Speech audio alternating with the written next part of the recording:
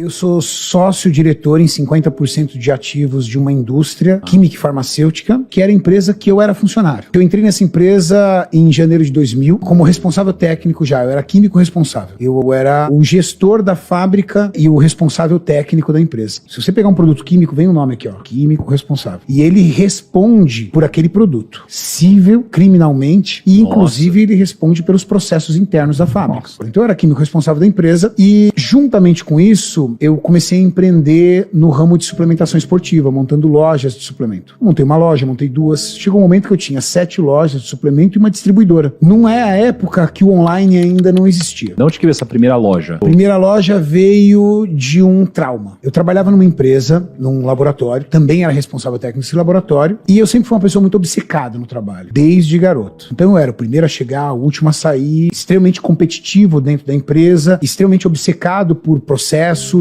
por aprender mais e por entregar. Então, eu era o melhor funcionário da empresa e surgiu a oportunidade de fazer um curso incrível no Rio de Janeiro. Todos os meus colegas davam como certo eu ser o escolhido para esse curso. Inclusive eu também estava tranquilo. Afinal de contas, ninguém produzia mais do que eu. Eu tinha um chefe militar e ele era um cara muito sargento, muito general, de poucas palavras. Chegou no dia de ele escolheu uma das minhas assistentes para o curso. E eu fiquei profundamente decepcionado. Subi até a sala dele e tomei coragem, porque nós morríamos de medo do homem. Tomei coragem e perguntei pra ele por que eu não tinha sido escolhido. E eu gostaria de saber pra eu poder melhorar e evoluir pra poder merecer isso. E aí ele virou pra mim e falou assim: eu não posso ficar sem você aqui no laboratório. As coisas aqui não vão funcionar sem você. E aí eu falei assim: poxa, aqui não tá meu futuro. Desci, chorei feito uma criança no banheiro, porque ele destruiu meu projeto. Meu projeto era construir uma carreira ali e empreender ali. E eu tinha um filho de 5 meses, cara. Morava de aluguel, fudido. Fui lá no outro dia pedir demissão. E aí, cheguei em casa e aquele terror, né? Todo mundo queria me matar, tudo tal, pela minha atitude e tudo. Ele me ligou, pediu pra eu voltar e falou assim: olha, se você treinar alguém pro teu lugar, porque ele começou a ficar perdido. Essa é a vantagem quando você também vai assumindo processos, né? Você assumindo o processo dentro da empresa, a empresa gera uma dependência de você.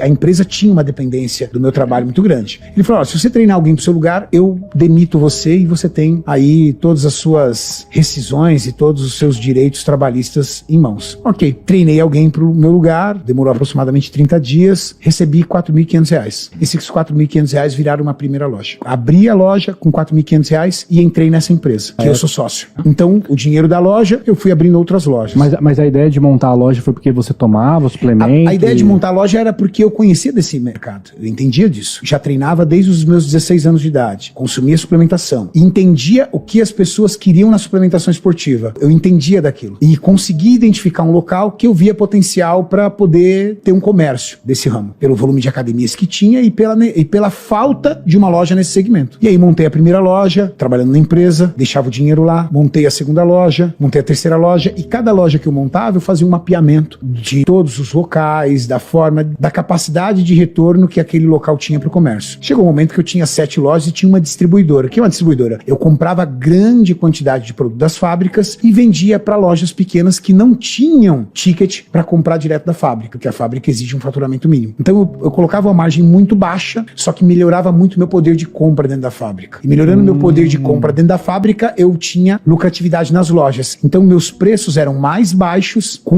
margem de lucratividade equivalente ao meu concorrente, mas meu concorrente não conseguia pegar. Por quê? Porque a minha cadeia de distribuição sustentava esse ecossistema. E aí eu fui girando e fui guardando dinheiro. Em 2008, o meu então diretor negociou 50% da fábrica dele com o grupo alemão. Só que, salvo por uma cláusula contratual do contrato social, a minha sócia, ela teve a oportunidade de entrar nessa briga e impedir essa venda. Porque dentro do contrato social noteava que ela tinha que concordar com a empresa que estaria assumindo os outros 50%. E ela conseguiu virar o jogo pro meu lado. Só que o meu diretor na época, ele não entendia e não sabia e não aceitava que eu teria dinheiro para isso. Afinal de contas, eu era funcionário dele. Ele não tinha noção das outras atividades que eu tinha. E eu sentei para negociar com ele e eu tinha boa parte do capital. Foi alguns milhões. Mas o mais interessante é que a minha vida aconteceu tudo muito rápido. Com 20 anos de idade, 21 anos de idade, eu tinha coleção de cheques sem fundo, cara, para poder dar conta da faculdade. Eu lembro de uma época eu sentar e contar, do Banco Real, na época. Banco Real, eu tinha 68 cheques sem fundo. Cheques sem fundo que eu tinha passado mesmo, caloteiro mesmo. Tinha que pagar a faculdade e saía pedalando. Com 20 anos eu tinha 68 cheques sem fundos. Com 24 anos eu já tinha toda a minha vida estabilizada. Com 27 anos, eu consegui juntar o meu primeiro milhão. Com 30 anos, eu já tinha alguns milhões para comprar os 50% da fábrica. Por que você fez seu primeiro milhão com 27? Por causa das lojas. Não foi o salário. Chegou um momento que as minhas lojas eram tão fortes, e a minha distribuidora tão forte,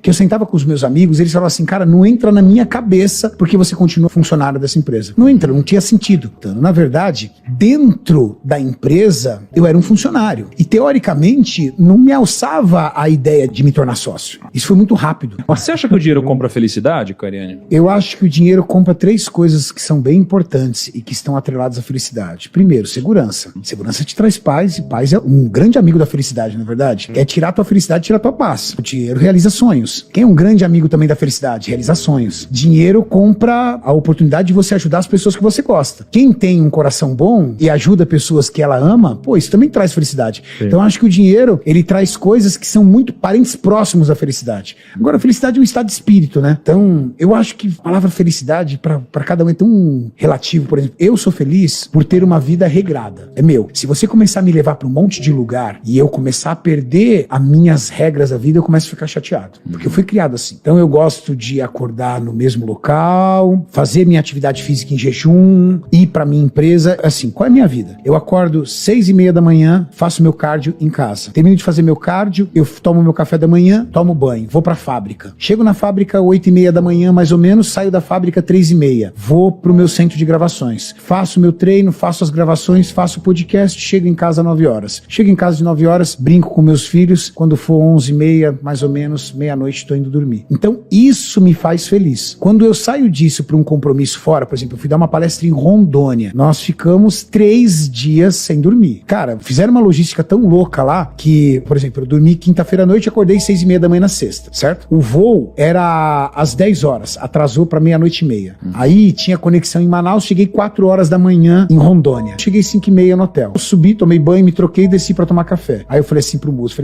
vamos pedir pros outros palestrantes começarem, vamos começar depois do meio-dia, a gente tá virado. Chegou o organizador, ele falou assim, ó, só vocês são os palestrantes. Aí eu entrei às 9, começou às 9, saí às 10:30, fui pra um podcast, saí às 12:30, o Múcio entrou lá, ficamos virados. Em resumo, o nosso voo de volta era de sábado pra domingo às 3 horas da manhã. Eu cheguei em casa 12:30. Quando eu cheguei em casa 12:30, minha família tava na casa de praia. Aí eu catei o carro e ainda desci pra praia. Então, isso me abala. Ah, uma situação esporádica? Ok. Se você fizer disso no meu dia a dia, eu já não sou um cara feliz. Agora, ao que você atribui o seu sucesso, cara? Rotina, mas principalmente disciplina. Thiago, eu sou a pessoa mais disciplinada que você conhece. Eu garanto pra você. Eu sou a pessoa mais disciplinada. E desde os meus 11 anos de idade, quando eu entregava panfleto, todos os meninos que entregavam panfleto comigo, jogavam no bueiro. Eu entregava todos os panfletos. De forma ágil, concreta e rápida. E por um motivo principalmente. Porque minha mãe e meu pai dependiam de cesta básica pra viver. E eu não queria aquilo pra mim. Me chocava ver a minha mãe debruçada sobre o rádio, chorando na oração do meio-dia do Paulo Barbosa, não sei nem se ele é vivo ainda, pedindo para as coisas em casa melhorarem. Meu pai, acamado, 38 anos dentro da mesma empresa. Meu pai teve primeiro e único emprego. Entrou como faxineiro e terminou como operador de processos. Saiu da empresa porque a empresa retornou para os Estados Unidos, para sua sede. E, em 1988, um homem de 55, 56 anos de idade já não servia mais para o mercado. Um AVC, um ataque cardíaco, sequelas, meu pai doente em casa. Meu pai doente em casa, minha mãe fazendo faxina, pedindo para as coisas melhorarem e os meus parentes entregando cesta básica. Aquilo me deixou traumatizado. Posso usar esse termo? Então eu sou extremamente disciplinado e sempre fui, desde criança. Com 12 anos de idade eu já sabia qual era o curso que eu ia fazer, que era química, motivado pelo meu pai, que me levou para conhecer a fábrica. E quando eu conheci a fábrica eu fiquei alucinado por aquilo e eu fui construindo tudo aquilo. Com 12 anos meu pai perdeu o emprego e aí foi todo aquele trabalho. Com 14 anos eu já estava no curso técnico em química, que eu passei numa instituição. Com 17 para 18 anos de idade, eu já estava formado em técnico, já estava trabalhando na área de laboratório, já fui emendando. Eu sou formado em química, formado em administração de empresas com ênfase em marketing, formado em educação física, fora as pós-graduações que eu fiz em cada área. Então, eu sou muito disciplinado. Estudo até hoje. Atualmente estou fazendo uma pós-graduação em metabolismo e emagrecimento e levo a minha vida com muita disciplina.